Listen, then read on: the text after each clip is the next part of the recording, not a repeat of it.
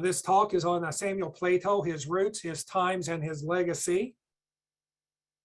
I first want to thank all the various groups and organizations and individuals who have assisted me over the past few years in putting this presentation together. As you'll see, there's a lot of information involved, and all these individuals that you see on the screen have contributed in some manner or another. Definitely want to thank Darnell Ferris and Martina Kanaki, who were my partners in crime in all of this presentation. They again assisted me in putting this presentation together, and want to thank them specifically for their help. And there's my bio information, which Betty has already provided, so don't need to go through that again. Okay, Samuel Plato, his roots, his times, and his legacy. I can get this thing going properly. There we go. This is a news article from 1910 that featured a quote within it from Samuel Plato. He was about 28 years old at the time when he gave this quote. And he's just talking about how he felt like it was his philosophy to make a career into whatever he wanted to do. Just like a plant might have light and air, he felt like he could do whatever he wanted to do. Essentially, he didn't want anyone telling him what not to do as such. So, but Plato was a man of doing things. He just didn't say them, he actually did things, unlike his namesake of Plato, the philosophic Plato, but this Plato actually built things. So we start off with that quote in this 1910 news article about him. This talks about his background, his roots. So he was born in Wall, Alabama on January 10th, 1882. And we'll come back to that date later in the program and talk more about that. But he was the son of James and Katie Plato. And they named Samuel after Samuel Carter, who was one of the most respected African-American builders and craftsmen of his era. James Plato was not only a farmer, but also a skilled craftsman and artisan. At age 8, Samuel was well trained in the tools of the construction trade, and he built his first building at the age of 17. He was also skilled in cabinet making, carpentry, and basic design. However, he actually wanted to be a lawyer. I can get this to advance properly. Let's go back. Let me go, okay. Here is a little genealogy information for you folks. This is the 1900 census, and Plato would have been about 18 years old at the time when this was done. And here's a little enlargement of that Wall, Alabama census. And I put a star there where Samuel's information was located. So he did have several sisters and brothers. Do not know much about his extended family, primarily I know about him. And notice on this 1900 census, it lists his birth year as 1879. Again, we'll discuss that later in the program. So Wall, Alabama, I'm not sure if anyone's been there or not, but it's just east of Montgomery, Alabama, which is the state capital, and just to the west of Tuskegee. So in between Montgomery and Tuskegee, Alabama. Best known for Lucas Tavern, where the Marquis de Lafayette once died on April the 2nd, 1825. And he was steeped in the Tuskegee spirit, the academic spirit there of the region. Booker T. Washington was in that area, and he recommended one of his first Tuskegee graduates to open up Waugh's Mount Meigs Colored Institute, of which Plato attended, and he also graduated from Mount Meigs with honors. His father, James Plato, actually helped design and build the school, which is depicted there in the upper left-hand portion of your screen. Again, the Tuskegee spirit, very educationally oriented. Booker T. Washington is depicted there in the upper right-hand photograph. Of course, George Washington Carver, connected to Tuskegee as well. The Tuskegee Airmen of World War II. A lot of famous folks came through Tuskegee, as did Plato. Education was the primary goal in the African American community at that time, during that time period. And so from Mount Meigs, Plato went to Winston Industrial Academy in North Carolina. He wanted to attend Tuskegee, but couldn't afford the tuition. Like many of his fellow contemporaries, he tended to migrate northward to seek opportunity, and he ended up in Louisville, Kentucky, where he enrolled at State University in 1898. So he would have been about, 16 years old at the time. However, after a year, Samuel returned to Alabama to teach. Now, for those of you not familiar with State University, it actually opened as the Kentucky Normal Theological Institute in 1879. Then it became the State Colored Baptist University in 1881, then State University in 1883, and then finally Simmons University in 1921. And of course, today, Simmons still exists as Simmons College of Kentucky, which I think reopened in 2007. After being in Alabama for a year or so, he returned to State University, and to cover his room and board and tuition, he hired himself out to build furniture, repair campus buildings, and do general carpentry work. Somewhere near Bardstown, we don't know exactly where, he built a house for one of his State University professors. And while at State, he met and courted Nettie Lusby. She was the daughter of Thaddeus and Ymca Parrish and Thaddeus Lusby. They married in 1903. These are their marriage certificates. And in the lower left-hand corner there, you see the Lusby children. Nettie's there on the far left. We'll talk more about her as we go along.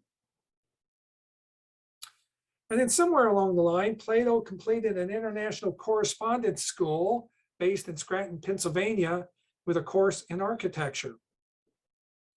And after completing his studies at State University, Samuel and Nettie moved to Marion, Indiana. There they would live and build a business for the next 2 decades. Historically, though, Indiana was a very challenging location for African Americans seeking a place to set down roots. And again, we'll discuss that as the program proceeds. You see here the 1910 census, and Nettie and Samuel are indicated living in Marion, Indiana. So we just discussed Samuel's early education and all. Now we're going to go and talk about his career. So Marion, Indiana is northeast of Indianapolis, north of Louisville.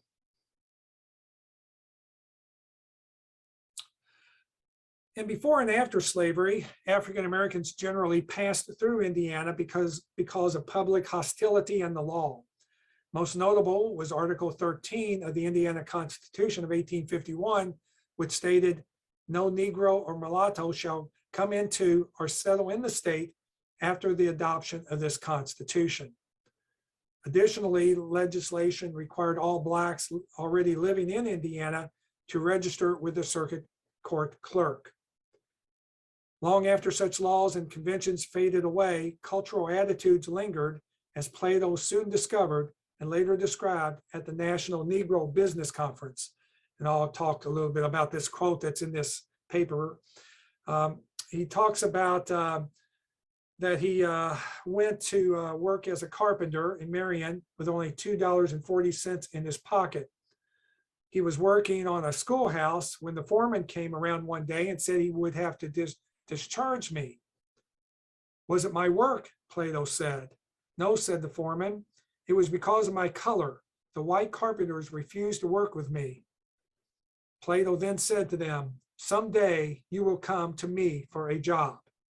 And that quote will prove truthful later on in the program. So again, why Indiana? It was booming at the time with a lot of construction projects happening. They just found natural gas. He also had a wealthy benefactor in Marion who believed in his work. I do not know the name of this benefactor, but he did have a connection in Marion that assisted him relocating there. And Marion was also strategically located adjacent to other states like Kentucky, Michigan, and Ohio, where he could also find work. Here's a list of buildings in Marion, Indiana, that Plato is attributed in building or designing. And we'll go through these in just a second. So this is the First Baptist Church, built in 1915. It has since been, unfortunately, demolished. Note the aesthetic features of this church. We will comment on these later in the program. Another more simplified church that he designed in 1905, the Second Baptist Church. The Playtonian Apartments, which alludes to his name, that he helped design and build. Very craftsman-like design with the overhanging eaves and the banded masonry and design. Very Frank Lloyd Wrightian, if you know about him. Very similar in style. That was a very popular trend of design in that era. Another simplified home that he designed. Plato not only designed very wealthy, aesthetically attractive homes, but he also designed very modest homes, because he appealed to young women or young people to assist them in buying a home. And so he designed to their means and their budget. Again, another very large-scale home that he designed in Marion that has since been demolished by fire. A bungalow-style home that he did. Plato designed in all sorts of different styles, not only craftsman, but bungalow, traditional style. Very eclectic architect was Plato. He didn't confine himself to one specific style of design. Here's a more Tudoresque style home. And a more elaborate style. And in fact, Indiana Landmarks, I think, just acquired this house, and they're in the midst of restoring it. They may have already restored it. I've not been to Marion, but hopefully one day go up there and check this out. But they did rescue it from being demolished and set about restoring it. A more substantial home and mansion that Plato designed there in Marion.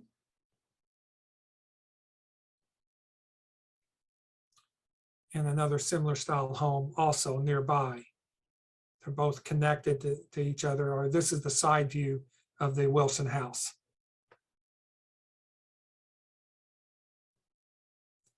He also designed the Oddfellows Hall in Marion. However, it was never built. So this was an unbuilt project by Plato.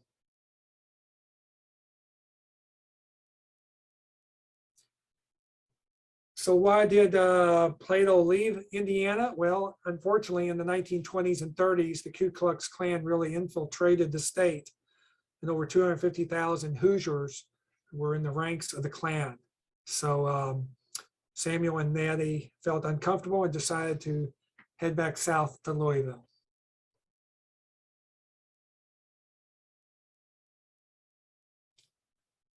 So Marion at one time was home of the most prolific Black architect. And it was also, we think, the inspiration for the song, the Billie Holiday song, Strange Fruit, which described the unfortunate lynching of two Black men from the Marion City Jail.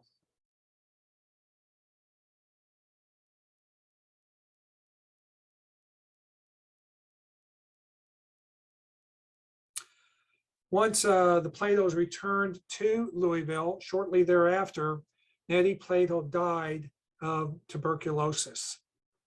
And this is her death certificate. Very tragic situation for Samuel.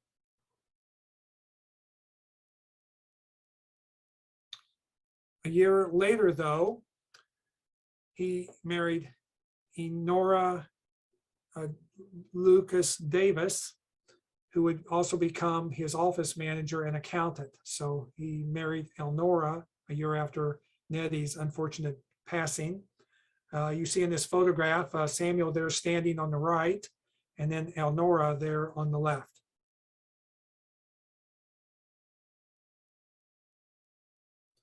Here are a number of buildings in Louisville that are attributed to Samuel Plato. I think I've been to most of these that are listed here, if not all of them. St. Augustus Catholic Church, built in 1912. They're on Broadway near about 12th and Broadway, I think, and near downtown Louisville. There's the interior. I've not actually been inside St. Augustine. I've been to the site, but not inside.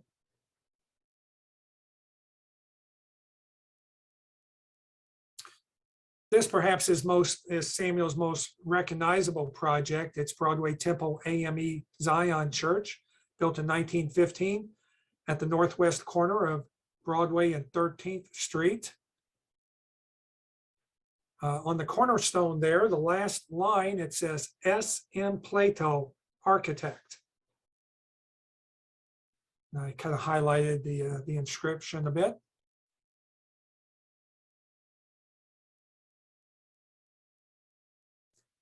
And I think Samuel may be the only architect that I'm familiar with that has a stained glass window in the church designated for him. And his wife Nettie there is also depicted there as an angel.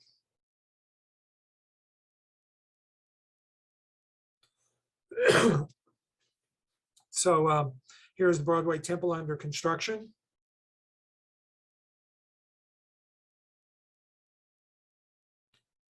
This is James Lee Memorial Presbyterian Church in the Clifton neighborhood on Lower Frankfort Avenue.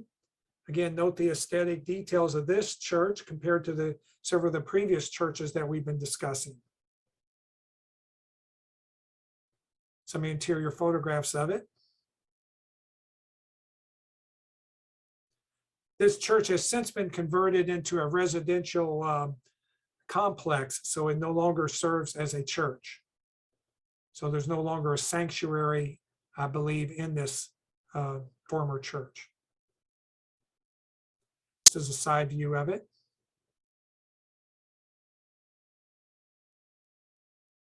So here are those three churches with similar aesthetic detailing and design. You got the First Baptist Church that was built up in Marion there in the upper right-hand corner, the James Lee Memorial Church, the upper left-hand corner, and Broadway Temple, lower center portion of the screen. So you can see Samuel sort of took his design around there and built several churches based on it.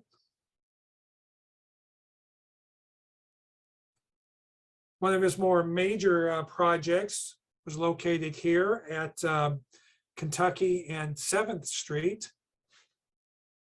He replaced these small residential cottages with this building. It's the Simmons Boys Dormitory. Here's a photograph of it recently took. Still very much used by Simmons College. I don't think it's a dormitory anymore. I think they use it as a classroom building. Here it is under construction.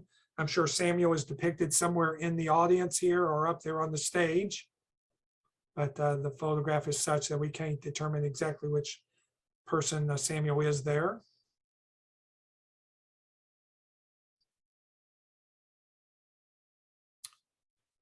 On Simmons College main campus, he built Stewart Hall, which I think is the one depicted there, and then the Parish Hall as well, which is off to the side. He also did one that's not too far away called Wood Axton Hall. So he built several buildings for Simmons College. He also did Green Street Baptist Church, which is just to the east of the University Hospital in downtown Louisville, which still stands.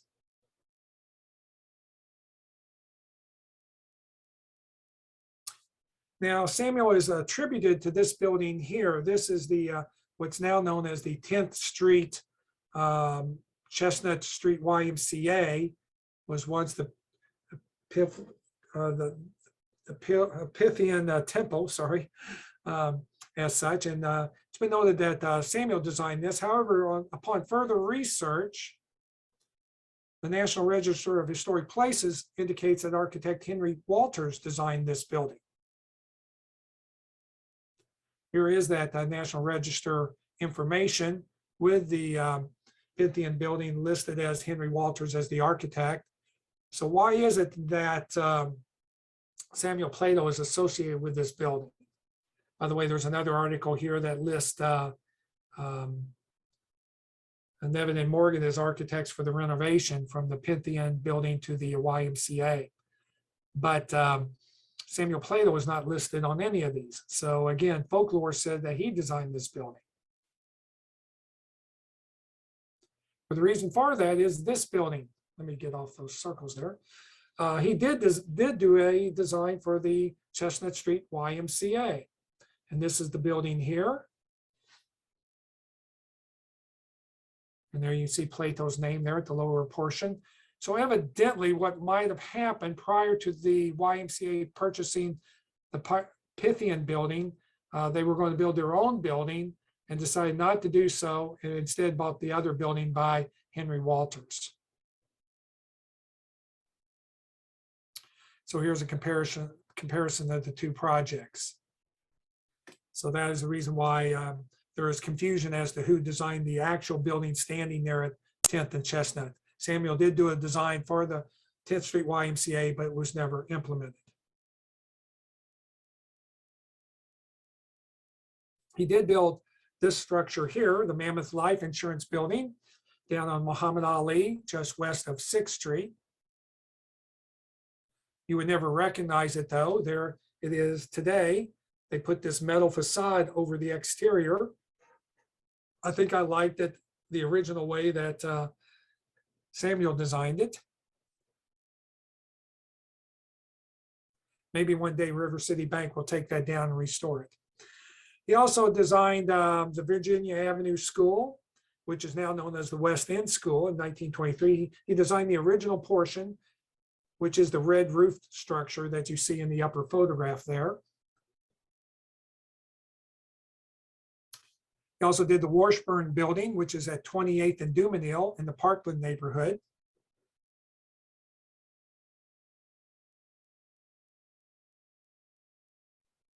And he did a lot of residential building in West Louisville.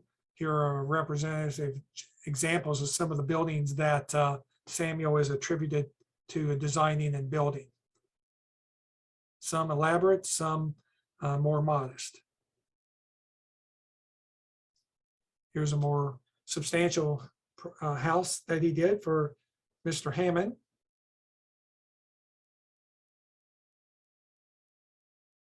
And this is Plato's own home,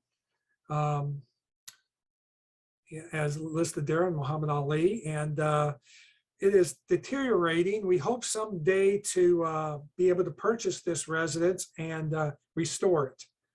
A number of people are keeping an eye out on this house, and hopefully we'll protect it whenever it comes up for sale. We have reached out to the owners of this. In fact, I think it's an absentee landlord that owns this out of state and rents it out.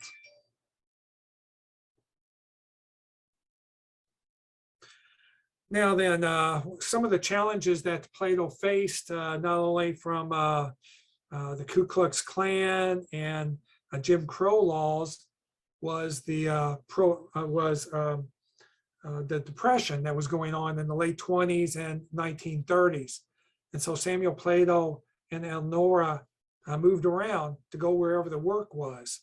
Here is the 1930 census, and he was in New Philadelphia, Ohio at that time.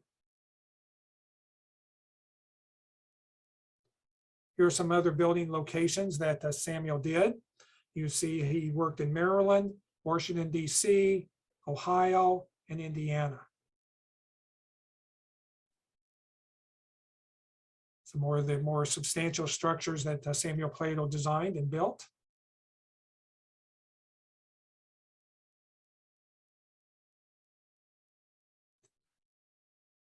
And then perhaps, while he did a lot of great construction, both residential and religious structures and university-related buildings, perhaps his biggest claim to fame is his United States post offices that he designed and built throughout primarily the Northeast United States. He's attributed to have designing around 38 post offices. I've only been able to quantify 28 thus far. And here is a list of those that I've been able to substantiate and noted as such. By the way, it indicates one here in Marion, Indiana, and per the Marion, Indiana people, they don't have him listed as the architect there, but per the post office records, he did do that project in Marion. Here are some examples of some of the post office projects that he participated on. Now, he may have built these, he may have designed these, he may have did both. You never know if he was just the architect or just a contractor. For instance, the building there in Phillipsburg, more than likely he may have been the contractor, and they could have used a local architect in New Jersey for the design. Whereas the ones in New York that are indicated, he could have easily have done those designs. Here are some more modest post offices that Samuel easily could have implemented.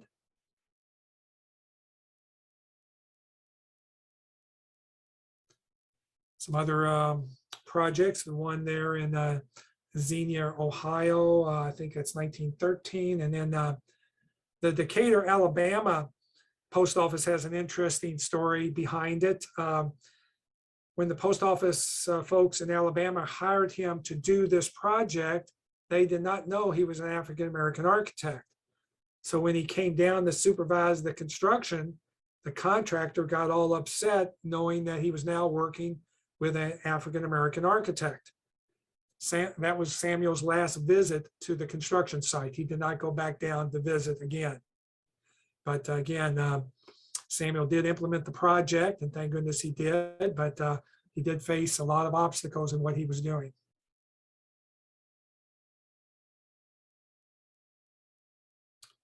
He also worked in Morgantown, West Virginia, there in the back portion, oops, go back. Morgantown, West Virginia, he did the addition to this post office there in the far back section of the building. So besides all the challenges of designing and building projects, he had to overcome the KKK, the Jim Crow laws, the Depression, a lot of challenges in the 1920s, 30s, and even the 40s. And Elnora was a great asset to his success. She was a talented dressmaker, and she prevented Samuel from going bankrupt at one point in his career. Hopefully some of you have seen the movie The Green Book that came out a few years ago and identify with that era that was so horrible in our past history that Samuel lived through and had to deal with. He also had a lot of lawsuits as well that we uncovered. Not certain if he was being sued or he was doing the suing, but on several of these, it appeared that he was suing some of his clients to get paid for some of the projects that he did. And on others, some of the subcontractors were suing him to get paid. So if you know anything about construction, there were unfortunately lawsuits that go on periodically, and Samuel was not immune from those. This was a cool little clipping that we came about. He was attending a National Building Association conference. And in it, Samuel talks about when he was going to get funding for a project. He asked for $1 million when he went into this bank and asked the bank president for a loan. And the bank president considered calling the police or having him committed to an insane asylum, primarily because he was African American. Samuel had a huge contract with the War Department to build a project, and he needed funding for that. So that's why he was then asking the bank president for $1 million loan. Fortunately, he did get that loan, completed the project in a quality manner, and was successful at it. But just interesting, again, times that Samuel had to deal with in doing what he did. Nice photograph of Samuel and Elnora. Samuel on the left, Elnora on the right, 1943.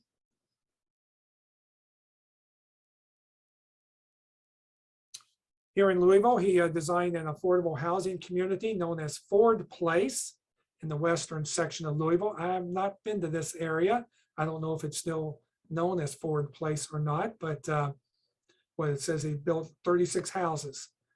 They sold for under $8,000. I do not know what that would be in today's monetary terms, but hopefully folks in the western part of Louisville were able to afford these.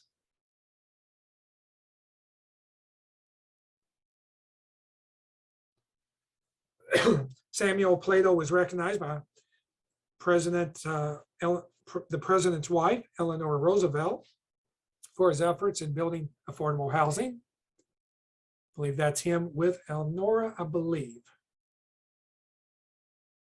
There is Samuel with Eleanor Roosevelt. So what is Samuel Plato's legacy?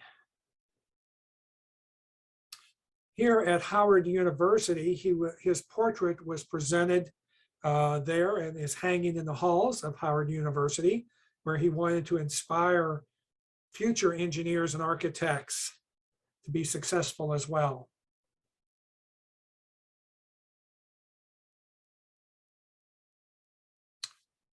And his reputation was for quality and excellence.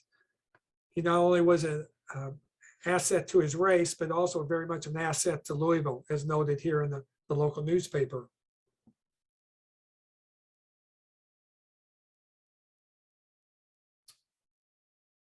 Here he is with a group of children in his later years with Elnora on the right side there. Again, he wanted to inspire children and others to continue and be as successful as he was, as a good example.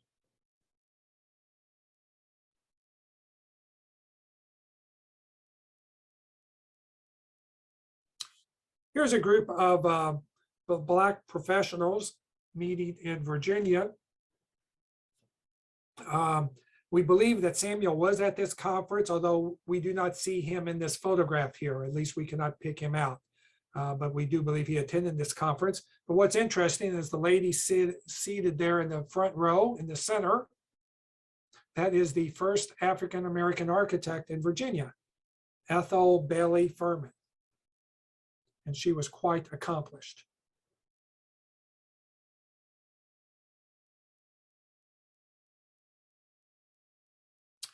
Oops, let me go back.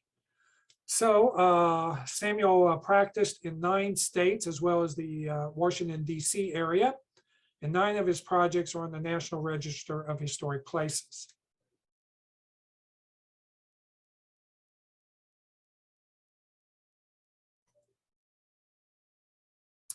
Here's a timeline of Samuel Plato's history.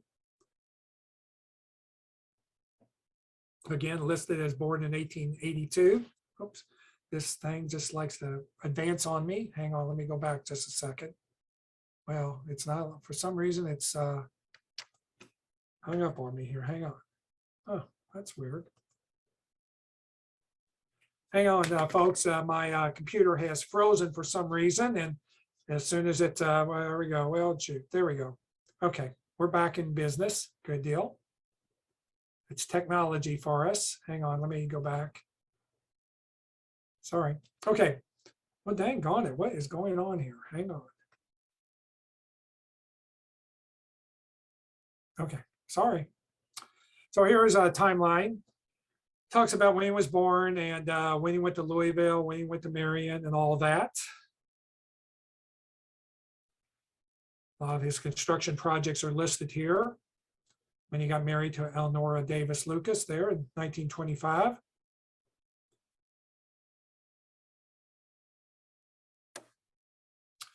And then Samuel passed away on May 13th, 1957. That would be what, close to 65 years ago.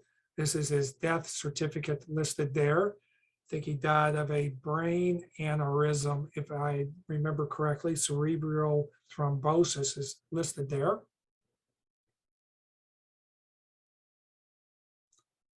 This is his burial location. He's buried in Louisville Cemetery, which is off Poplar Level Road, just south of Eastern Parkway.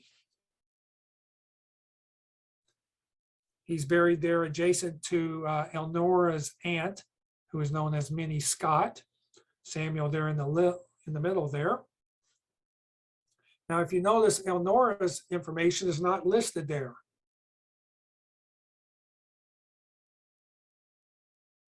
The reason why is she was buried in Maryland's National Memorial Park in Laurel, Maryland.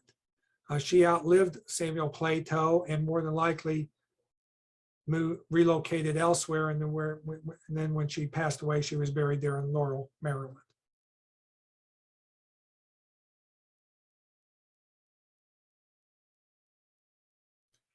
So one of the big mysteries of Samuel's name was, what does the M stand for? Samuel M. Plato. Well, looking at his military records, we notice that he did use the letter M. And for what we've heard historically is that he did not have an actual middle name. The Army did require that you have a middle name. So he just put down M, which we believe stood for Marion, Indiana, from which he was living at the time. Just like Harry S. Truman, S did not stand for anything either. So again, just due to military registration, he needed to have a middle name. And if you notice the birth years noted on those records, one says 1882, the other says 1884. And on the 1910 census, it said 1879. So when they created a historical marker up in Marion, Indiana, they used circa 1882 to kind of give a little leeway there as to his actual birth year. And this marker noted all of his achievements. This is the other side of that Indiana marker, talking about a lot of the challenges that he faced in his career.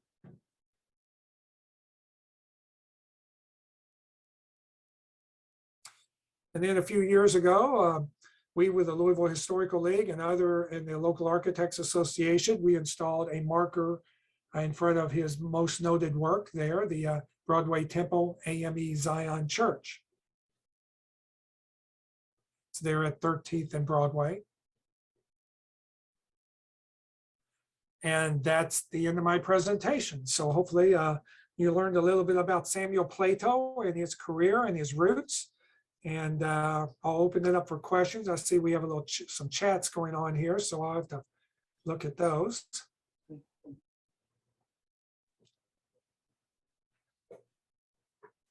I cannot see the chats there. Okay. Okay, the first one is from Maureen Fitzgerald. Why was one of his houses named the Woodrow Wilson House?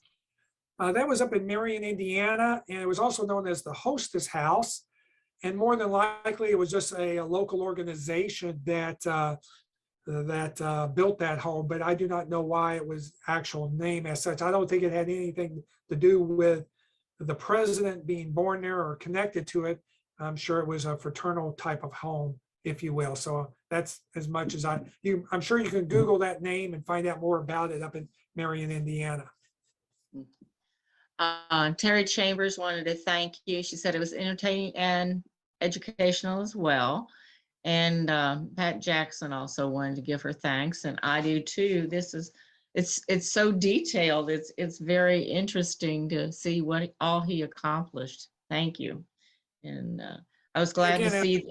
Go ahead. As I noted at the outset of my presentation, I did not do all of this research. It took a committee of dozens to put this puzzle piece together. It really was unfortunate that Samuel Plato's history had long since forgotten I knew of Plato, but I didn't know all that I since learned about him as I went through this research.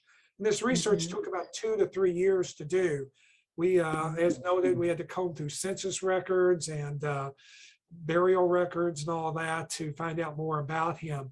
And I'm glad we were able to do this. And Marion, Indiana has really taken him under their wing up there. In fact, I've been communicating with the folks in Marion this week. We've found out more about some of his houses up there. Like I said, Indiana Landmarks is restoring one. And one day I do want to go up there and see all of this because they really have created a legacy for him there. Well, that's great. Did you have all this information before you all put the plaque up in front of the Yes, in church? fact, the first time I did this presentation was at that church at that marker dedication, which I think was in either 2017 or 2018 is when we did all that. You know, this pandemic really warps time frames of when we did things. You know, was it 2 years ago, 4 years ago, 5 years ago? It's tough to remember all that at times. Okay. It looks like Carol, Google search on the Woodrow Wilson house and has a link to it. There you go. If anyone's yeah, okay. if someone did something on the Billie Holiday song, I meant to do a little bit more research on that. Let's see what they say. Yeah. Yeah, I do not know. I know we played that song at the dedication when we did this a few years ago, and it's a very haunting song. And unfortunately, what the strange fruit related to was those Black men being hung from the tree, and just a horrible history of our United States that, to my knowledge, and correct me if I'm wrong, anyone that's out there, but I do not think we had any lynchings here in Jefferson County. I know we did have lynchings of African Americans, but they were prisoners, and like other prisoners. We had a lot of hangings here in Louisville, not only just of Blacks, but whites as well downtown, but we didn't have any just random lynchings like they had throughout the South. I don't think there's that the monument there in Montgomery, Alabama for the Black lynchings. And if anyone could correct me, I don't think there's a name there from Jefferson County, Kentucky listed there on that monument. At least I hope not. I hope we did not experience that. I hope not as well. So, well, but anyways, but yeah, Samuel lived through all of that and came out much better for it. We do recognize him, and glad we're now getting around to formally crediting all of his achievements. right. Thank you. I'm so glad you had all that research done, because that would have been a lot for for you to start from scratch on. Well, I do a lot of starts from scratch projects. I'm in the midst of several of those, and as genealogists know, you do there's a lot of things you go through to find all these facts and history. Right. Fortunately, on my side, by the way, I'm giving a talk of my genealogy, and I think it's June let me see if I have the right name, June the 12th at the German American Club. I'm giving a talk, I think it's 2:00 on June the 12th on the Weiser genealogy. Now, I did not do the genealogy research. One of my distant cousins did it. Now, me and her have since corresponded and have done a lot more research, but we're going to give that German history on June the 12th. If anyone's interested in attending, you're welcome to do so. A lot of interesting Weiser history and Southwest Jefferson County history, Dawes High School, Pleasure Ridge Park, Valley High, that area. If you're from that area, you might be interested in knowing more about that region. We'll be How did talking. they find out about the meeting? Just write it down. It's June the 12th. Okay. Send me an email, Weiser, FAIA@outlook.com. I've got my email address there on the screen, and you can send me an email and I'll put you on the list to follow back up. Okay. Thank you. We certainly appreciate this, and we always enjoy you coming. Do you have anything to say any more about any books you're working on, or? Well, I've been so big, the one thing I always wondered about is, people that are retired always seem to be very busy. When I worked a lot, I would try to get together with my retired friends, but they were always doing things. I thought, well, that's funny. Why were they always busy? Well, now I understand when you become retired, there's all sorts of things you get involved in. And yeah, I have several Mhm. books I want to write, but I don't have any. I had more time when I worked, believe it or not, than I do as a retired individual. Right. But I do Do hope you- to get to those books later this year, and maybe next year or so I can talk again on some of those books that I'm got in my head and can get out at Are some point. many of your books at the library or at the Yes, bookstores? If somebody. yeah, if you go to the St. Matthew's Library or any of the libraries that you find my books, or you can go to my website, wiserdesigns.com. I have some books listed there. Fortunately, most of my books are sold out. I just have a handful of books that are still in print. So go on my website or go to and the library has all the ones that are out of print. So catch them up there. So Well, without thank further, you. I hope that I'm was all. sorry. And, Okay. thank you all very much. I'll stop. Okay. We want to thank you very much too for attending. Okay. Okay. Thanks. Well, thank y'all, and good deal, and talk to y'all later. And I hope this pandemic is now over and we can do this in person next time I do this talk. That would be great. Okay. Thanks for everyone for your attending, and we hope to see you next time. Thanks.